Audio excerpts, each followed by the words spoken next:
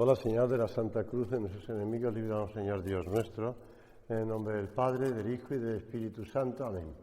Señor mío y Dios mío, creo firmemente que estás aquí, que me ves, que me oyes.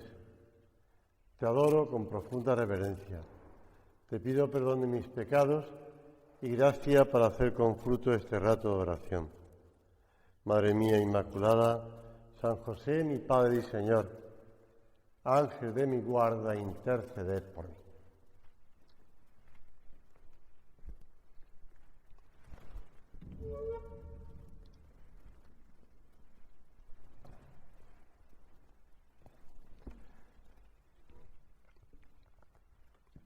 Si en la meditación anterior hablábamos de la resurrección del Señor, pues quisiera ahora detenerme en considerar esas apariciones de Jesús resucitado. Realmente el libro de Benedicto XVI, Jesús de Nazaret, lo explica muy bien. Explica muy bien las distintas apariciones a las santas mujeres, a los discípulos en el cenáculo y también a los discípulos de Emaús, a Cleofás y su compañero. Como sabéis, Emaús no está identificado con total certeza. Hay varias diversas hipótesis y varias localizaciones de posibles lugar donde estaba situada esa aldea de Emaús. Dice el Evangelio que 2 discípulos iban hacia su aldea, hacia una aldea llamada Emaús, que distaba de Jerusalén tanto. El hecho de que no esté concretado el lugar de Emaús nos puede ayudar a nosotros a considerar que Emaús representa en realidad todos los lugares. El camino que lleva a Emaús es el camino de todo cristiano, más aún de todo hombre. Y en la conversación que los discípulos mantienen con el peregrino desconocido, impresiona la expresión que el evangelista San Lucas pone en labio de uno de ellos. Nosotros esperábamos.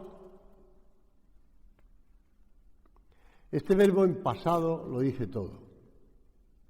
Hemos creído, hemos seguido, hemos esperado, pero ahora todo ha terminado. Ese Jesús de Nazaret que se había manifestado como un profeta poderoso en obras y palabras ha fracasado y nosotros estamos decepcionados. Este drama de los discípulos de Emaús es como un reflejo de la situación, un espejo de la situación de muchos cristianos de nuestro tiempo. Al parecer, la esperanza de la fe ha fracasado.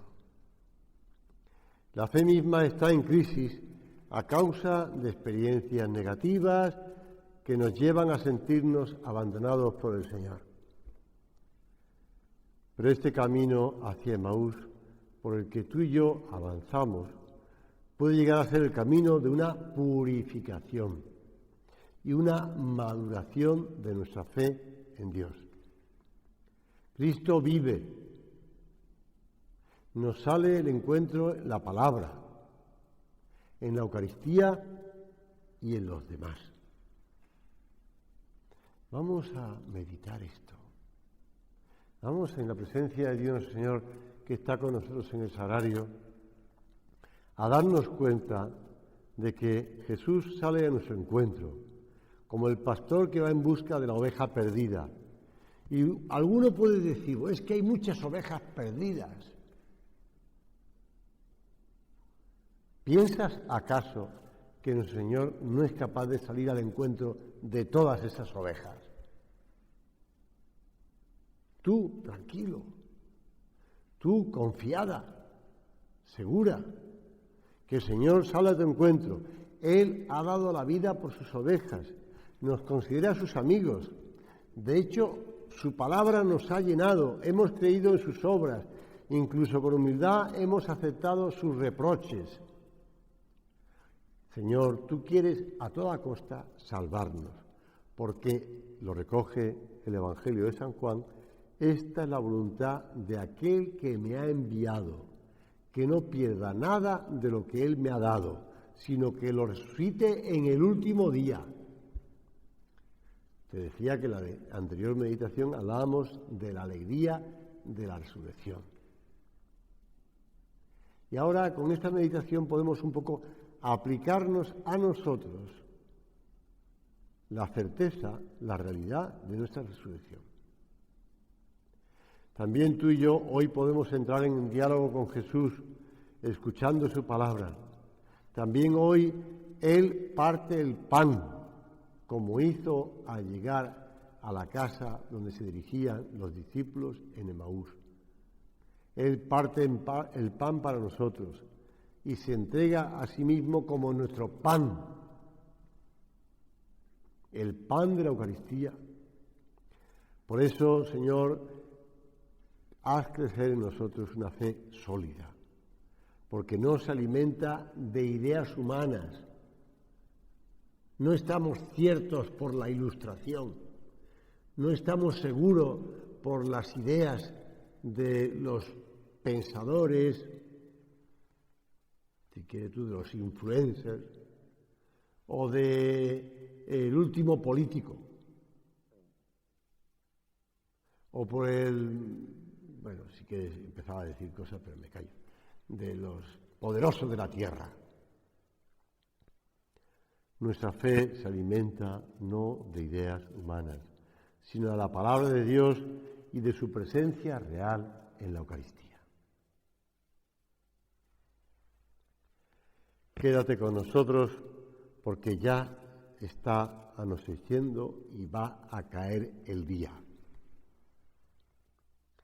Esta fue la invitación apremiante que la tarde misma del día de la resurrección los dos discípulos que se dirigían hacia Emaús hicieron a aquel caminante, a aquel peregrino que a lo largo del trayecto se había unido a ellos.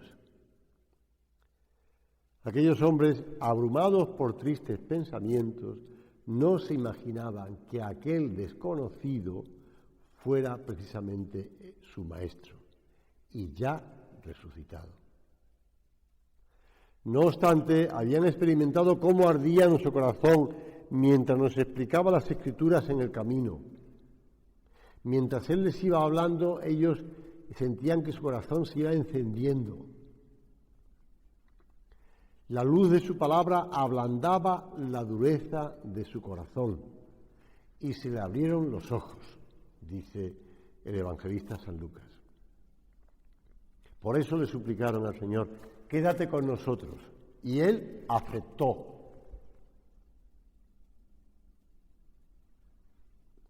Poco después el rostro de Jesús desaparecería, pero el Maestro, explicaba el Papa San Juan Pablo II, el Maestro se había quedado veladamente en el pan partido, ante el cual se habían abierto sus ojos.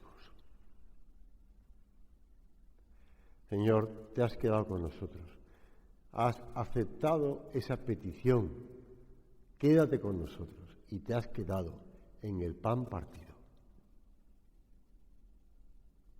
Veladamente, pero estás ahí. Una vez logrado tu propósito, Señor, desapareces y dejas solos a aquellos dos discípulos de Emaús. Pero es una soledad aparente para quien mira únicamente con los ojos del cuerpo. En realidad se ha quedado para todos y para siempre en la Eucaristía. De tal manera que la escena de Emaús se sigue repitiendo una y otra vez en nuestras vidas, siempre que lo necesitemos. Y el Jueves Santo,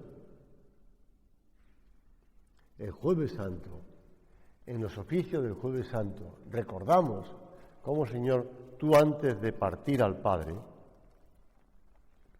te quisiste quedar con nosotros en la Eucaristía. Señor, tú te has quedado en la Eucaristía para remediar nuestra flaqueza, nuestras dudas, nuestros miedos, nuestras angustias, para curar nuestra soledad, nuestras perplejidades, nuestros desánimos, para acompañarnos en el camino, para sostenernos en la lucha. Sobre todo, decía el actual prelado del Opus Dei, para enseñarnos a amar, para atraernos a su amor.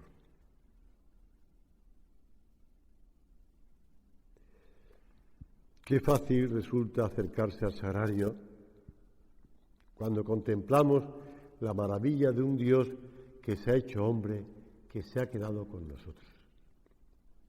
Vamos a su encuentro para abrir nuestro corazón y ser confortados como los discípulos de Emaús.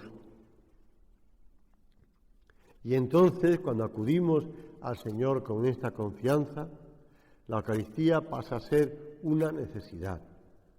Se sitúa como centro y raíz de nuestra vida interior y consecuencia inseparable como alma de nuestro apostolado. Emaús, ya decía al principio, no sabemos exactamente dónde está. Hay tres, que yo sepa, tres localizaciones posibles. Uno puede decir a favor de uno, otro a favor de otra, otro a favor de tercera.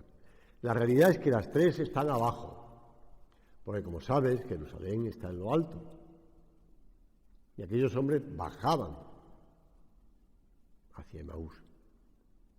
De noche, cuando aquel caminante que les ha acompañado, que ha aceptado la invitación y se ha quedado con ellos, ha partido el pan y ha desaparecido, de noche vuelven corriendo a Jerusalén.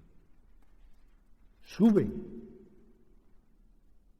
Mira que el camino se había hecho largo, bajando hacia Emaús, de día. De noche suben con alegría, porque no les cabe en su corazón la noticia que van a manifestarle a los apóstoles. Se nos ha aparecido en el camino, está vivo, ha resucitado. Los apóstoles ya lo sabían, porque mientras tanto el Señor también se les había aparecido a ellos.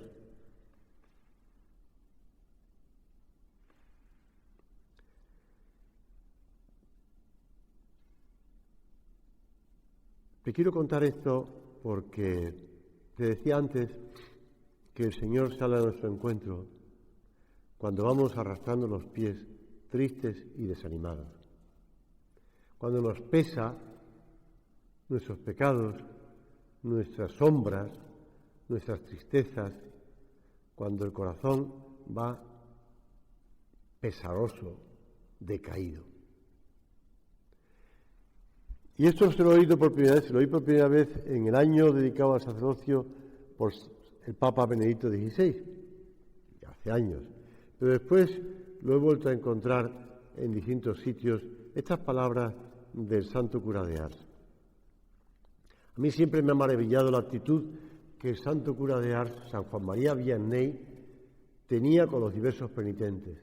Y le doy muchas gracias a Dios de que en varias ocasiones he podido estar en Ars. Pues quien acudía a su confesionario movido por esa íntima y humilde necesidad del perdón de Dios, encontraba siempre en el aliento de aquel hombre que pasaba muchas horas en el confesionario para sumergirse en el torrente de la misericordia divina, con el cual empujaba hacia arriba a aquellas personas que se ponían delante para pedir perdón a Dios. Y si alguien se sentía afligido por el pensamiento de su debilidad, de su inconstancia, porque había vuelto a recaer, temeroso de sus futuras recaídas con el tiempo, El buen Dios, como llamaba así el santo cura de Ars, el buen Dios lo sabe todo, les decía. Incluso antes de que os confeséis, ya sabe que pecaréis de nuevo y sin embargo os perdona. Cuán grande es el amor de nuestro Dios que llega a olvidar voluntariamente el futuro con tal de perdonarnos. Esta frase del santo cura de Ars, que el Papa Benedicto XVI repetía, a mí me emocionaba, me sigue emocionando, porque, Señor, yo no sé qué voy a hacer en el futuro. Tengo miedo de que en el futuro vuelva otra vez a caer, de que vuelva otra vez a desanimarme, de que vuelva otra vez a dejarte de lado. Pero cuando me acerco a pedirte perdón, el buen Dios me perdona porque Él, que sí conoce el futuro, olvida el futuro. Qué bonito es esto, ¿verdad? Qué grandeza del amor de Dios. Por eso, nosotros también tenemos que hacer como los discípulos de Emaús, volver para atrás, volver hacia Jerusalén, para seguir los pasos del Maestro y comprender esa paciencia que Dios tiene con cada uno de sus apóstoles, de sus discípulos, de las santas mujeres, que sale a su encuentro. Jesús te llama a una nueva conversión. El tiempo se ha cumplido y el reino de Dios está cerca. Convertíos y creed en la buena nueva. Lo recoge San Marcos y lo cita el Catecismo de la Iglesia Católica.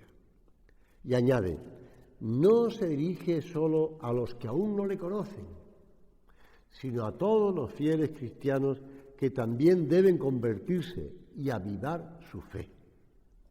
Esta segunda conversión, dice el Catecismo de la Iglesia Católica, es una tarea ininterrumpida para toda la Iglesia. Ininterrumpida. Es decir, que tenemos que estar constantemente en una segunda conversión, reiterando la conversión. Señor, que yo vuelva de nuevo a ti. Por eso tú sales al encuentro de nosotros en el camino. Por eso estás siempre con nosotros, buscándonos en el camino. Y además, de modo sorprendente, no solamente nos buscas,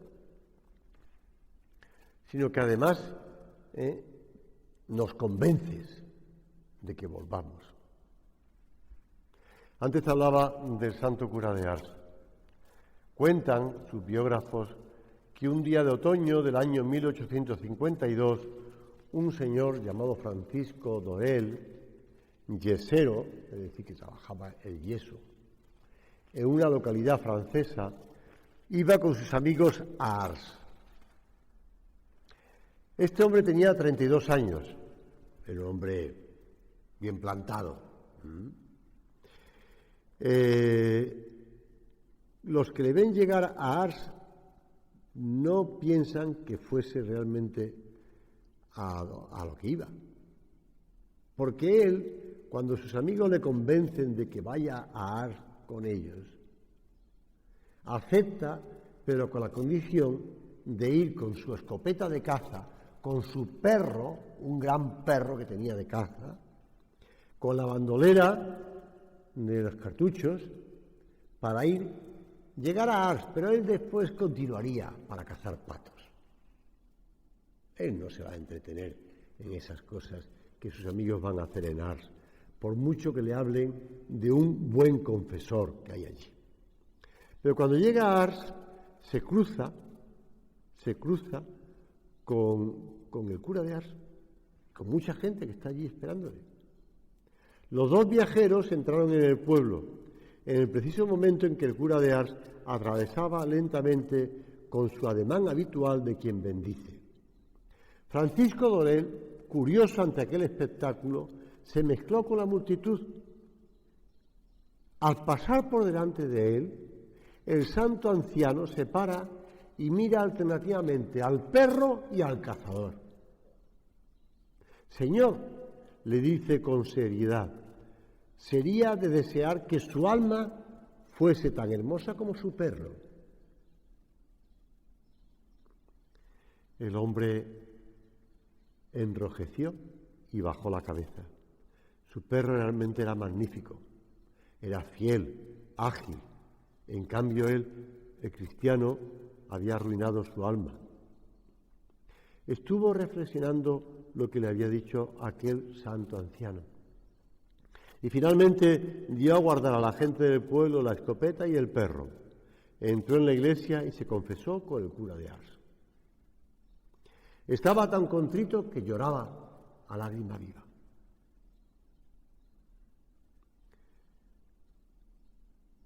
Y entonces escuchó el consejo, la petición, o si quiere la indicación que le hizo aquel santo anciano sacerdote. Vaya usted a la trapa. Esa orden de religiosos que viven en clausura, trapenses. Francisco Dorel se presentó en efecto en Nuestra Señora de Añebel el 18 de diciembre de 1852, donde tomó el hábito al año siguiente. 16 años más tarde hizo la profesión solemne con el nombre de hermano Arsenio y murió santamente bajo el sayal el 18 de diciembre de 1888. Habían transcurrido, 52, 88, ¿sabes? 36 años. De aquel día que con sus 32 años se había dirigido a Ars armado de una escopeta de caza y de un perro. ¿Cómo Dios busca a la gente? Y se sirve de las tonterías humanas, de nuestras cosas. Por eso te lo digo, que también tú estés seguro de que el Señor te busca, de que el Señor siempre saldrá a tu encuentro, de que como los discípulos de Maús, aunque vayas arrastrando los pies, pesaroso, cansada, triste, apesadumbrado, el Señor sale a tu encuentro. Confía en la gracia de Dios. Ten esa seguridad en el buen Dios. Vamos a terminar la meditación pidiéndole al Señor que en estos días de la Semana Santa y después en la Pascua, que considerando la grandeza de la Eucaristía, del pan de la palabra, de la Eucaristía, de tu palabra, Señor, y de los demás, porque tenemos que encontrarte en los demás, tenemos que verte en los demás. Es muy significativo que era Cleofás y su compañero, No dice el nombre del compañero, pero son dos. Siempre va alguien contigo, al que tienes que ayudar y hacer que vuelva contigo al Señor. O Él te ayuda a ti. Pues en el camino nunca vas solo. Por eso la Virgen Santísima está muy presente en estos días de la Semana Santa, ¿verdad? En estos días recordaba esos sitios donde han tenido que huir perseguidos y tantos asesinados, mártires de ese ISIS o Daesh, como quieras llamarle, en aquellos sitios de Irak, de Siria, donde han muerto tantos cristianos. Pues en uno de ellos, recordaba un padre, un sacerdote, el padre Naín, decía, en 2014, el año de la masacre masiva en la que muchos cristianos fueron asesinados en Oriente Medio, especialmente en Irak y en Siria, recuerdo, decía el padre Naín, que cuando huíamos de mi ciudad, unos a otros se decían, mira, la Virgen nos acompaña. Y así todo el camino, fuimos rezando y así durante todo el camino sabíamos que María estaba con nosotros y por eso no nos sentimos solos. Para mí eso fue suficiente, completamente suficiente. Son palabras que he tomado de internet. La Virgen acompaña a los apóstoles después de la cruz y les sostiene y les mantiene hasta la resurrección y después hasta la venida del Espíritu Santo.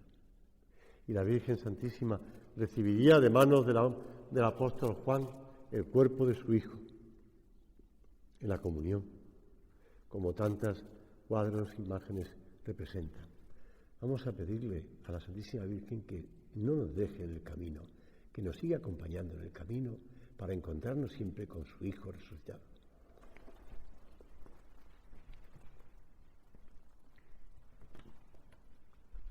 Te doy gracias, Dios mío, por los buenos propósitos, afectos e inspiraciones que me has comunicado en esta meditación. Te pido ayuda para ponerlos por obra. Madre mía Inmaculada, San José, mi Padre y Señor, Ángel de mi guarda, interceded por mí.